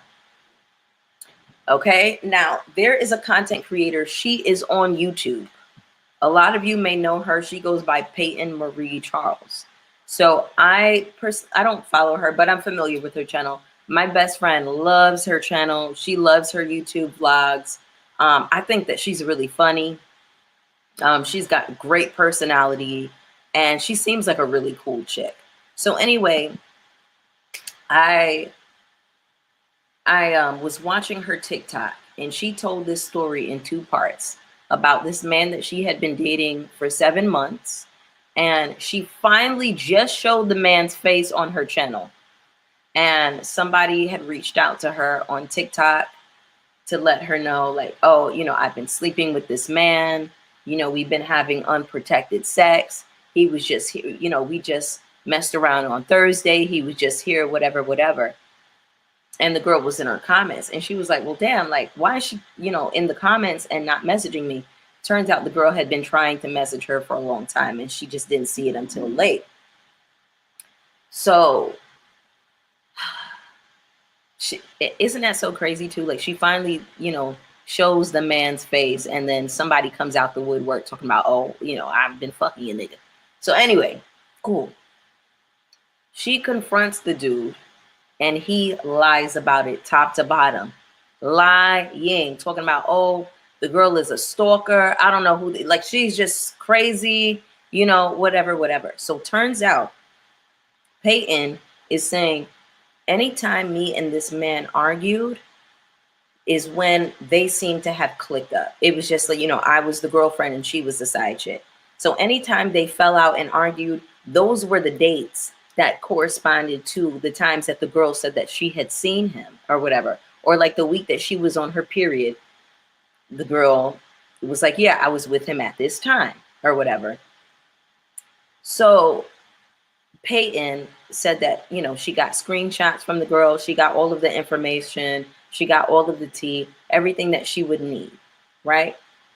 She wanted to meet up with the girl and the dude in a neutral space, but she didn't tell the dude that the other chick was coming, right? They went to a bowling alley and she played this game with him like, okay, now if you win, you have to tell me the truth, and if I win, something or whatever. But she knew she wasn't going to win because she was, bowling. She had on nails. So anyway, she got up and she rolled the ball down, and I guess the guy went into her phone or whatever like that while she was bowling, and he realized that the girl was coming up to the bowling alley space. And I guess he told her, if you come up here, the other chick, he said, if you come up here to the bowling alley, I'm going to K you, Kill.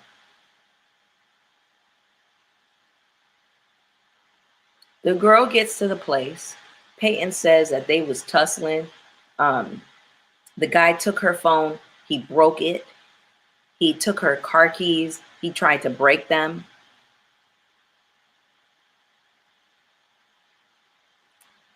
She said that she replaced the girl's phone or whatever like that. And she said that the whole time, she was with this dude, she had, she was having feelings of mistrust, and she didn't really trust it all the way. And her gut was telling her something is off. Now, at the end of it all, I appreciated that she took accountability, and she was like, I should have listened to my gut and followed my heart and my spirit on that. I really, really did appreciate that she owned it. Okay.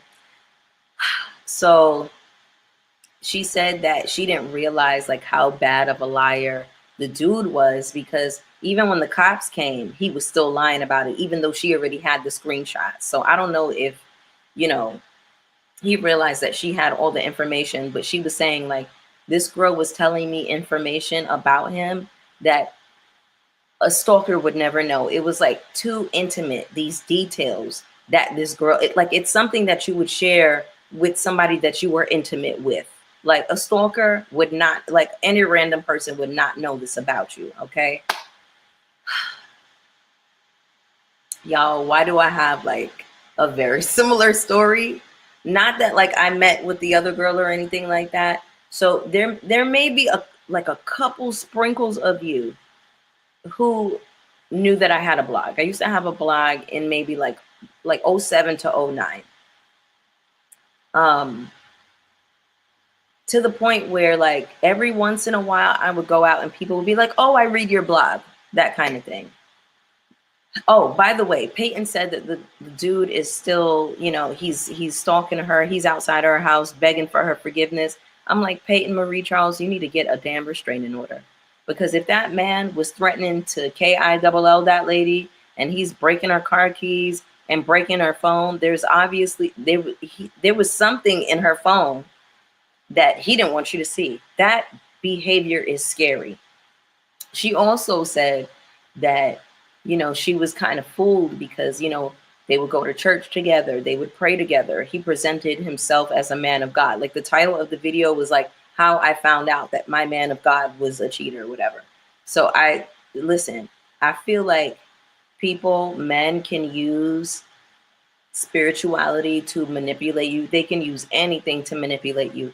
Now, there was this show that came out on HBO Max. It was some years ago. It starred Nicole Kidman and who's that white Australian dude? I don't remember his name. Do y'all remember this show with Nicole Kidman a few years ago? It was basically like she was married to this dude and he was sleeping with their babysitter, and then he ended up K-wording the lady. He had an affair with her and then he K-worded her. And she came to realize by the end of it that she did not know who this man was, because he had morphed himself into what he thought she wanted. Like, I guess she had been talking about, oh, I want this kind of man. I want this in a man. And he morphed himself into that. So he was completely living this double life. She had no idea who this man was. Now, Erica De Niro TV said this the other day. She was like, young girls out there, if a man asks you, what is your type? You either say, I don't have a type, I don't know, or you say, I'll know when I see it. I'll know when it's presented to me. Hello? because these men will morph and mold themselves and contort into whatever they think you want so that they can get over on you. Now, Peyton Marie has a huge YouTube following. So I am left to assume that that dude was trying to hit a lick. That dude was trying to hit a lick. He was trying to clout chase off of her. Wait, I see another notification over here. I mean, ooh. Yes, thank you, Tammy Talks. 10K is up next. Y'all go subscribe to my girl, Tammy Talks. She has a fabulous YouTube channel. She does reviews as well. Thank you so much, Tammy. I appreciate you, boo. Jessie Wu said that Ming Lee, who was supposed to be a housewife, was filmed, brought those images. Ooh, wee. Okay. Let me come forward to the futures. No, it wasn't Big Little Lies. It wasn't that one. Let me look it up really quick so I can tell y'all. Nicole Kidman, even though I love that show, Big Little Lies. I'm gonna find it right now. Nicole Kidman, Hugh Grant. It's called The Undoing. The Undoing is the name of the show with Nicole Kidman and Hugh Grant. It's a thriller. It was only one season, and it came out in 2020.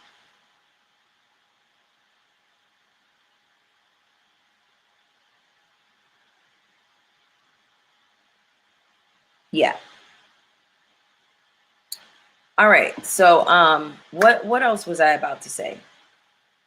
Yeah, I think she needs a restraining order on that dude. But anyway, let me just tie this in really quick. Let me tie this in because her whole thing was like, as soon as I showed this man's face, you know, this girl came out the woodwork. So anyway, I used to have a blog back in the day. Some of you may have followed it, you know, whatever, cool. And I got an email. Oh, no. Before, rewind. I was dating this man. I had a boyfriend at the time, and I had posted him on my blog. You know, I was like, happy whatever month anniversary, stupid. So I posted this man on my blog, and I got an email, you know, from this lady saying, hey, congratulations on your anniversary, but I have been fucking your boyfriend.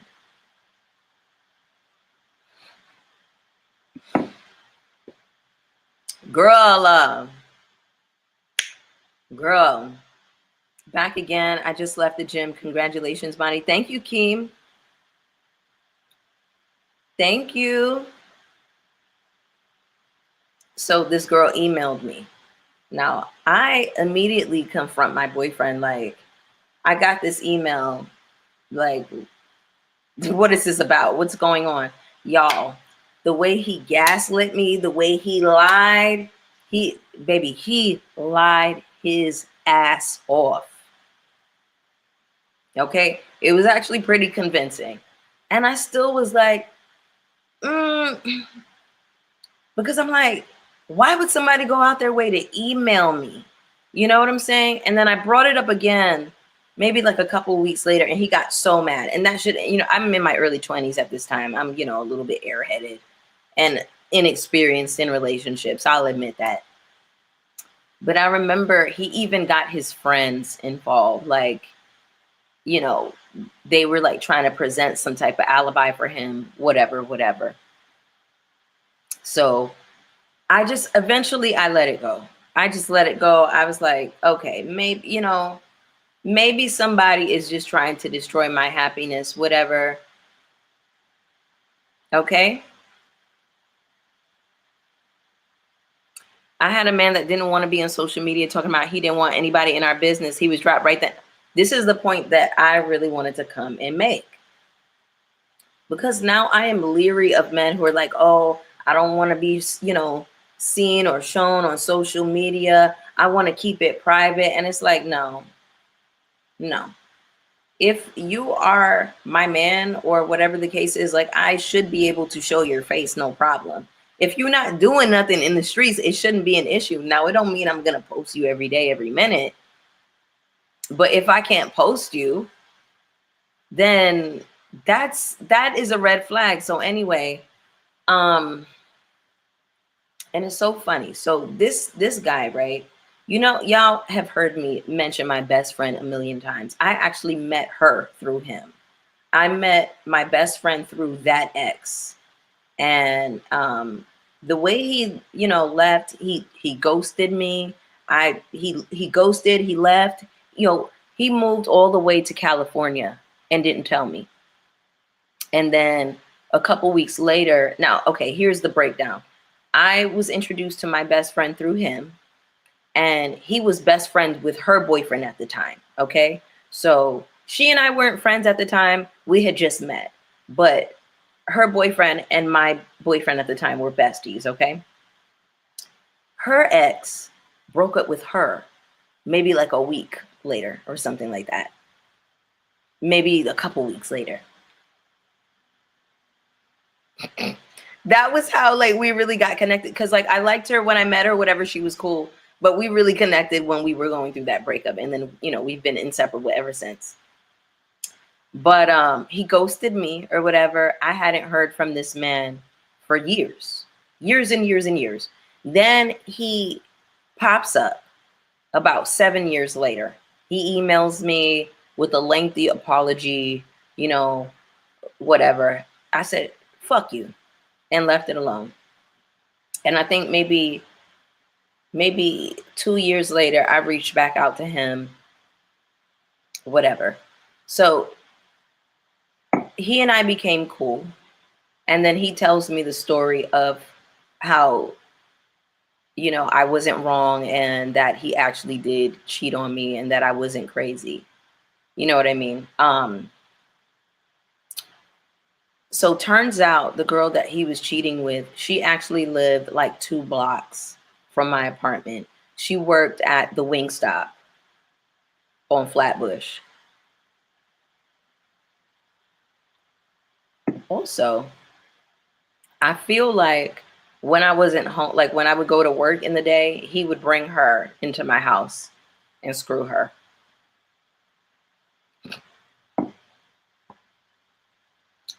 I said, honey, these men, I'm telling you, listen to your gut. Listen to your gut. If the story does not sound right, if it doesn't add up, it's probably because it is a lie. So yeah, he admitted like 7, 8 years later that, yeah, I did cheat on you. And that just reopened the wound for me, because I'm like, I knew I wasn't crazy, and I knew that your ass was lying. And he made such a big thing of it. Like, he kind of like made me feel guilty. He tried to make me feel guilty for bringing it up again. So I'm just saying, like, if you're voicing a feeling about something, a valid concern about something, nobody should make you feel guilty for that. That in of itself is a huge red flag. Was his name Lawrence? No.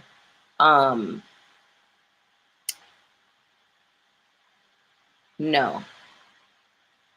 His name starts with a B. I don't even want to say this nigga's name, honey. Thank you so much, Chiquita. Chiquita says, congratulations on 5K, beautiful, Bonnie. Thank you, baby. Got to be grateful for closure and discernment. Yes. Yes, honey. My ex had me picking up his side piece from work. Then I called. I'm sorry, what?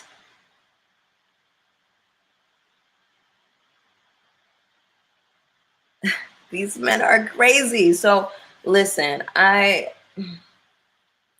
said all that to say, listen, if you are a woman, and mind you, at this time, you know, when I met him, I met him at like a backyard party. He didn't know who I was. He didn't know I had a blog or anything like that, but he came to know, he came to understand, right?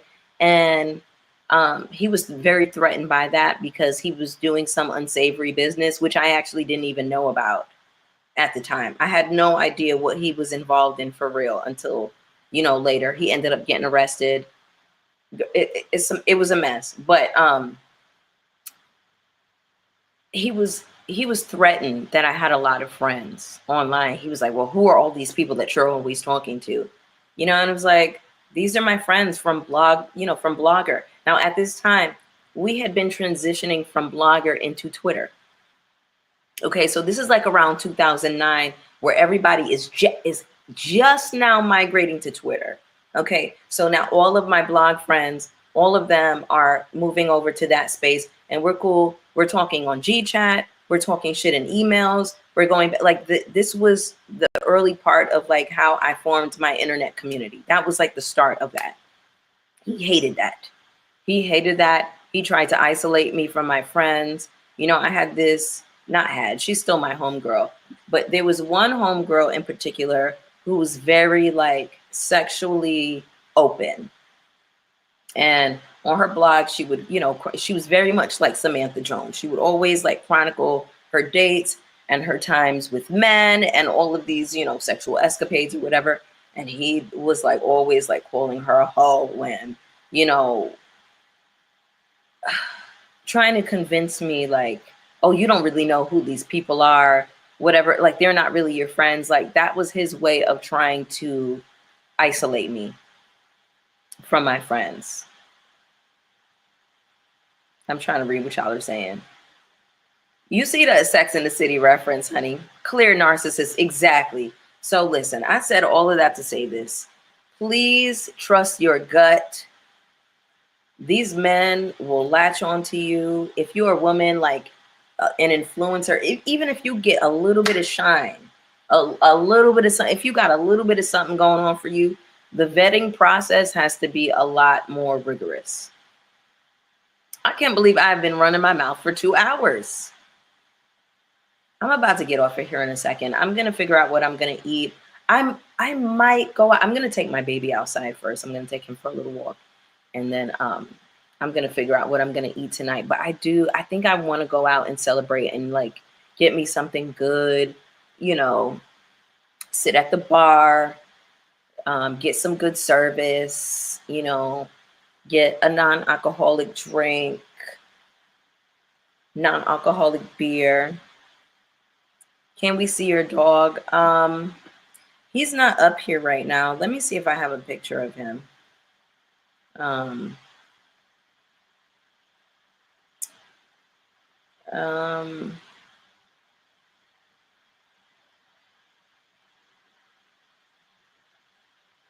Let's see. I feel like it's going to take me too long to find him, because I have his baby picture as my iPad screensaver. Let me see where he's at. Is he on my Instagram?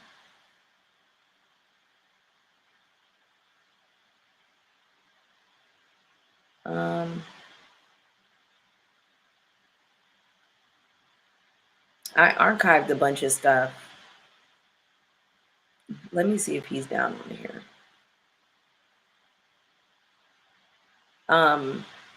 I can't find it right away. I don't have anything, because I went through and cleared my phone recently. Remind me next time, y'all. Oh, here he is. Can you see that? The lighting is okay. There he goes. It's like a live picture. He's a Chow Saint Bernard Siberian Husky mix, and he's like 100 pounds. He just turned 11, my big baby. But he's like, he's active. You know what I mean? He's not like, he doesn't give like an elder dog or anything. Like, even though like he is kind of getting up there. You have to go to Elmina. Wait, did I lose it? You have to go to Elmina. It's on 14th Street next to Thirst Lounge. Okay, I'm gonna note that down.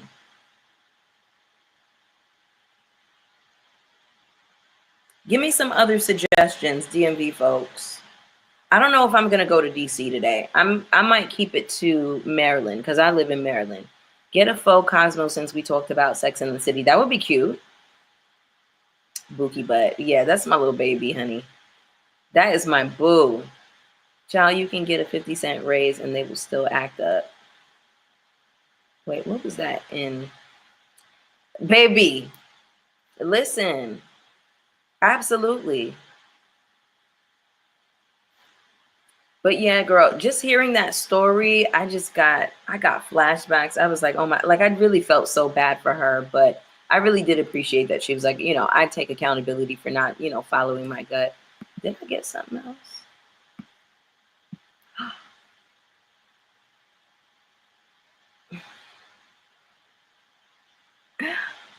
What is going on? Hot.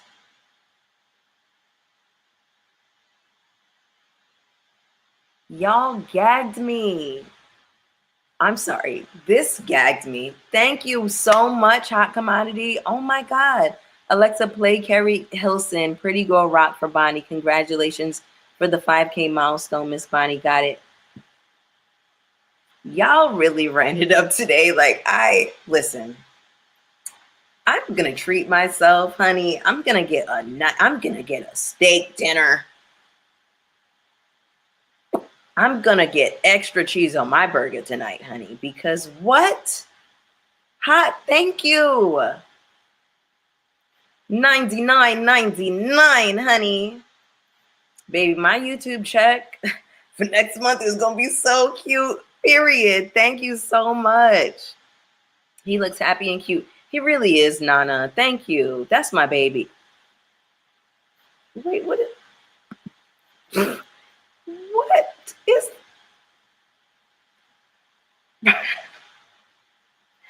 what is happening today? Andrea.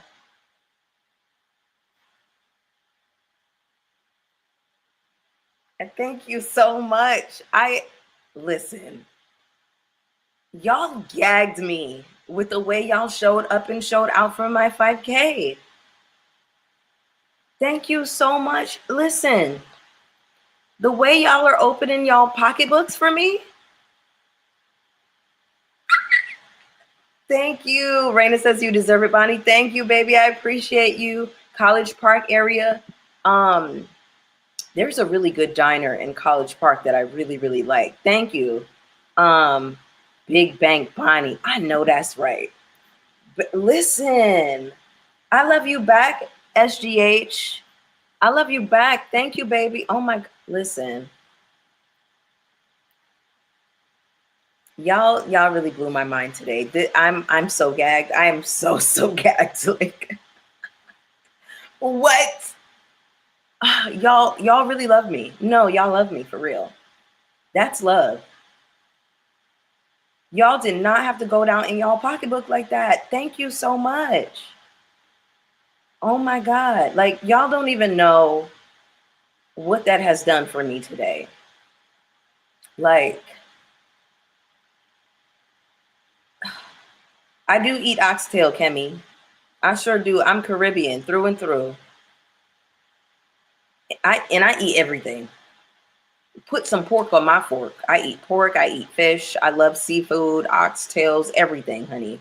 I eat down. I love to eat. Sister's Restaurant is in Laurel, the restaurant where Wendy went to on RHOP. Let me take that down, Sisters, because sometimes I be wanting to go to where the girls go. Sisters in Laurel. Okay, amazing. Thank you so much, boo. I'm going to look up their menu. Nana says you deserve more. Thank you, baby. I appreciate you. Golden Crust has great oxtail plates with cabbage and rice and peas. I think there's one near you. I didn't even know that there was a Golden Crust out here. I didn't even know that. I'm going to have to check it out. I was trying to get a membership, but it was stopping the live. I also don't do Cash App, but that was just to make your day or whatever. And you really did make my day. Thank you. You deserve it, Bonnie. If I had more, listen. Thank you for that. Like that was extremely generous. Thank you so much. Yeah, my family is from Trinidad and Barbados. Both of my parents are from Trinidad. Excuse me. Both of my parents are from Barbados. But my great-grandmother, my maternal great-grandmother is from Trinidad. So yeah, Trini and Bajan, honey. You were trying to get a membership, but it was stopping the live. Okay. I'm gonna link the membership to the description in this video, and then I've had it linked in my past few videos as well. So I'll just make sure that I have it linked in the description so that you guys can go straight to the link, because I think it's like really weird with YouTube. Do I eat crabs? I sure do. I love crabs. I love crab legs. I love all kinds of seafood. You said you were leaving soon, so I was holding on to that this whole live. Oh, thank you, baby. Can you pin your Insta? Let's see. Hold on one second, y'all.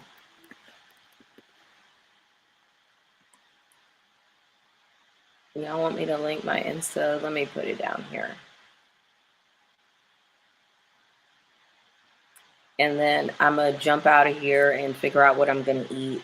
Y'all gave me some options, so I really appreciate that. But yeah, I think I'm gonna celebrate myself tonight, because I haven't done that in a while. I love seafood, but I had a bad experience with food poisoning from a seafood boil last month, and I'm still recovering. I'm so sorry, baby. Love crabs, prawn, lobster, same. Crabs, prawn, what's that other one? Crawfish, everything. I love it. All right, I'm about to link my Insta. It's Bonnie Scotch, but I'm a why is it not? Okay, here we go. Copy. I just want to follow you on all platforms. I appreciate you, baby. All right, there it is. Y'all getting me hungry. I'm getting hungry too, honey. All right, my loves. I think we covered it all. I'm gonna jump out of here. I just wanted to say that I love y'all so much. Thank y'all so much for continuing to be so supportive and amazing. Listen, I feel like YouTube is one of the best decisions that I've ever made.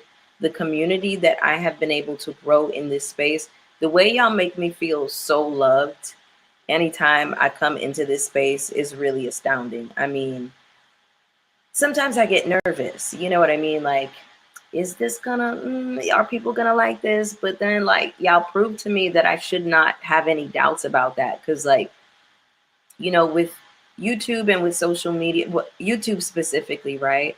I feel like this: the girls who do reviews, the Tammy Talks and the Rodney the Voices and the Erica De Niro TVs and the Color Me Pinks and the Brooke Ashleys and everybody else in between. People who do talking head commentary are very special, because all they're doing is sitting down and really giving personality. It's personality and perspective and opinion. And the fact that I've been able to build a platform so quickly, just being myself, like, I can't even tell y'all like how much that means to me, for real. Like, I don't want to get emotional. I can feel myself getting emotional. But I love that I don't have to pretend, you know what I mean? I feel like, you know, a lot, and no shade to anybody in this lane, but I feel like, you know, the people with the lifestyle, the luxury content, like if you made luxury your personality and you're kind of flailing now, it's because capitalism is not a personality, you know, like the real personality girls that are on here, that are on this platform and making it work. Like, I'm impressed by that. Like, I have nothing but respect for other reviewers and commentators like Spill It Boy TV and Rodney like, so many of these people have been my inspiration for years. Keisha from Color Me Pink, I've been watching her for years. You know what I mean? So to be mentioned among those people is crazy to me. Is really, really wild. So I can't thank y'all enough. Just thank y'all for loving on me. Yes, and you are doing such a great job of giving commentary and showing everyone your amazing personality. You are loved and appreciated for your amazing content and consistently. Thank you so much, Jeremy. Y'all, Jeremy speaks is probably one of my favorite readers on you. Like, if you want to see a bitch get read down, please go to his channel. Please subscribe. I promise you will not be disappointed. You will not be disappointed. Thank you so much, Jeremy. Jeremy is another person that I look up to in this space. I've said this before. Jeremy, House of Aaron, Scotty by Nature. Like, these are all people that I legitimately look up to and get inspiration from all the time. So y'all really blessed me today, and I just wanted to say thank y'all so much. I just hit 2 hours. I feel like that's a good wrap up point. Okay, Dr. Jen, this comment, I want to address this really quick. Please let me know if you ever do a meetup in Maryland and I'm there. So I actually have this idea to do a live show. I would love to do a live show, and I want to team up with another YouTuber that I'm sure you all are familiar with. She's another DMV diva, but I wanted to do that, and I was kind of like nervous about it. I'm like, what if people don't show, blah, blah, but we're not even on that. Like, I'm just trusting and I'm walking in faith right now. Like, I don't even have time to doubt because I've been able to build in such a short time. Like, I don't even have the time to let that negative limiting thought process really settle in my mind. So I'm going to figure it out. I'm going to plan it. We are going to do like some type of meetup.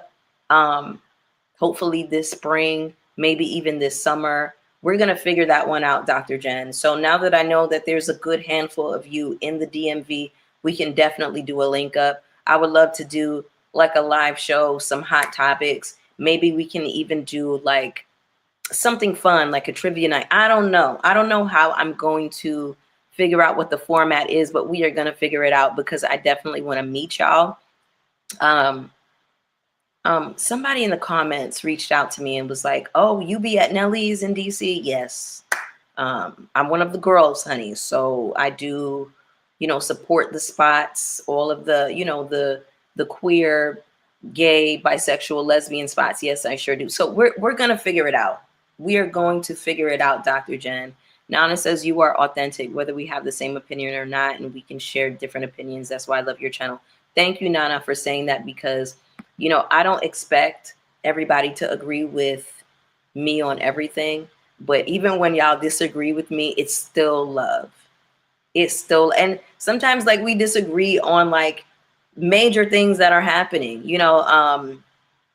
A lot of y'all don't like quad. A lot of y'all, have different opinions about people that I happen to like, and that's okay. I'm good with it, but it's the energy. Like, it's still always respectful, and we can always respectfully disagree or whatever the case is. So, I like it when you guys come and offer a different perspective because, sometimes I'm aware that I haven't considered things in a way that somebody else has, or maybe you have context that I don't have. So I'm okay to be wrong. I'm okay to change my mind or get more information and change my mind. So I really do love y'all for real. Like, I really love the fuck out of y'all. Like, I really want y'all to know that. Hold on, I missed something. It's hard out here in these YouTube streets for the girls. You be giving us face, hair, fashions, and the editing be on point. Thank you so much. And thank you for seeing me. I really appreciate you. I watched Jeremy on Scotty's panel for Chasing Reviews. He's a baby, a key, honey. Reads down, Nana. Yes, please do check out Jeremy. I love him so much. I go back and forth with Jeremy, but I love his crazy butt. Do it, do it, do it. No time for doubt. Thank you, Jennifer. Okay. Yes, you guessed it. Yeah. So I actually did approach her about potentially doing a live show together. So we talked about it. She agreed to it. We don't have an official date, but you guessed it. I wasn't going to say, but yeah, you guessed correct. I love Taria. I would love to work with her. I can't wait to get up with her and figure out what this is going to be. So yeah, we are going to bring you all a nice live show, and I can't wait to meet y'all and see y'all in person and get some of that energy in person, because y'all really mean a lot to me. Y'all really, really do. Let us know. I buy a ticket to fly out. Y'all got money. I know that's right. So I will do that. I will make sure that we have enough advance time so that people can plan. And, I know that everybody has like a busy spring and summer. So we'll definitely give y'all enough time. Love the queer glam girl commentary on reality TV. Really glad you made this space. Keep doing your thing. Congrats. Thank you so much. LOL. I appreciate you, babe. I feel like the gay boys and girls don't collab enough. Now, I like that idea. I really like that. I love that. You, Wego, and Brooke. Listen, speak it into existence. You guys, I had popped into Brooke Ashley's live one time just to show her some love and give her a super chat. The way y'all were showing up and showing out, talking about, oh, we love Bonnie. Y'all need to do a collab. Like, to the point where I was like, y'all, please, like, like I didn't want the attention to like be taken away from her, but y'all showed me so much love that day. Like, and I was having like a really rough time at that time. Like, I was going through shit with my health, and it was rough. And the way y'all acted in Brooke Ashley's chat, we're sending super chats like, oh, we need a Brooke and Bonnie collab. She agreed to it. So we'll see. We'll definitely have to see. So maybe we can do like a 3-way collab. But I really love the idea of me teaming up with another one of the gays, honey. I really like that idea. So that is a fabulous idea. Are you dreaming? Who getting flued out? Y'all are so funny. What else? Yeah, I love me some Brooke, honey. Brooke is another one of my inspirations. I would love to see you, Bondi, Scotty, and C Diggy One. Speak it into it. Listen, y'all have helped me manifest things on this channel, believe it or not. Like, the life that you all speak over me, like, y'all don't even know how y'all have blessed me just believing in my abilities.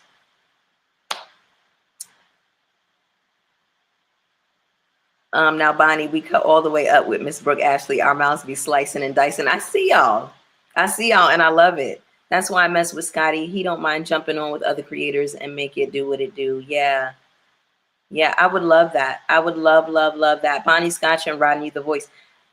Nick, Rodney is actually like somebody I would love to have on my channel. I would love to do a collab with Rodney. Rodney, he followed me back on Instagram a few years ago, and we kind of got cool. Not like cool like that, but just like through our interactions in the chats or whatever like that. And then like last year, or was it the year? I think it was last year. He had sent me money on my birthday, and I was like, that gagged me. That Rodney had opened up his his purse for me. So yeah, I love me some Rodney the Voice. Love. You, Scotty, Brooke, Kempire, eat down. Listen, your fingers to God's ears. Y'all are helping me manifest. Y'all are like, thank you. Thank you so much. Listen, Ronnie the Voice with Bonnie, OMG, I would be there for sure. It would be a time. It would be a time. Hot commodity. I buy my ticket to see Bonnie. Plus, it'll be a reason for me to go back to Maryland. Come through. Come through. All right, y'all. I love y'all so much. Have an amazing rest of your Saturday. Thank you to everybody who came through to bless me with positivity, with a good word. Y'all opened up y'all's pocketbooks for me. The way y'all open y'all's purses for me, baby. I'm blown away. I'm absolutely blown away. Thank you so much. Please have an amazing Saturday. Eat something good. Get some rest, y'all. And again, I love y'all. Oh, Rodney loves DC. Y'all can meet up also. Oh, wait. Y'all can meet Real East. Also, he loves New York, so you can show him around, Bonnie. I would love that. I would love that. Love you too. Many blessings in all future endeavors. I love y'all so much. Thank y'all. All right. I'm going to really get out of here. I love y'all. Please enjoy your Saturday, okay? I will see y'all on Monday for RHOA. It's gonna be a crazy day come Monday, because we get to see the actual fallout with Kenya and G.I. Jane. So I'm getting ready. I already know on Sunday I got to go to bed early so I can get up a little bit earlier so I can start watching and taking, because the thing that I'm noticing with RHOA, as opposed to any other show that I cover, this is my first time covering this show. The show is dense. It is full of all of these things to talk about. Whereas you all know my review style. I don't do a blow by blow of every single thing that happened. I just speak to the things that I find to be interesting. And there's a lot going on. So, when I edit now, I'm editing like over 30 minutes of me talking shit. So this is great. And I know you guys like, when I do like longer form content. So I'm getting geared up for Monday. Monday is my biggest day now. You guys have been turning it out for RHOA for me, and I thank y'all so much for that. But I love y'all. Yeah, and I'll see y'all on Monday. Thank you again. Bye, y'all.